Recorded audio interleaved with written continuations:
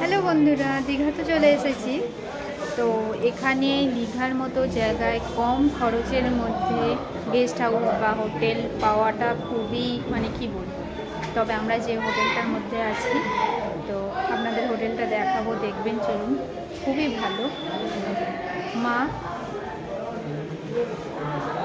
Subhashini guest house হোটেলটার নাম। তো হোটেলটার রুমগুলো একবার আপনাদেরকে দেখাই, চলুন। কত সুন্দর লাগছে। আর রুমগুলো সত্যি খুবই সুন্দর, আর প্রাইসটাও কিন্তু খুবই কম।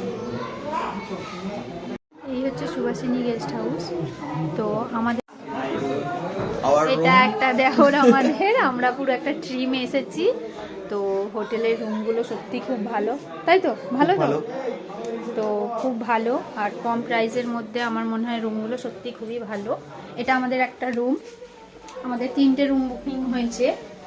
তো এখানে ওয়াশরুম আছে,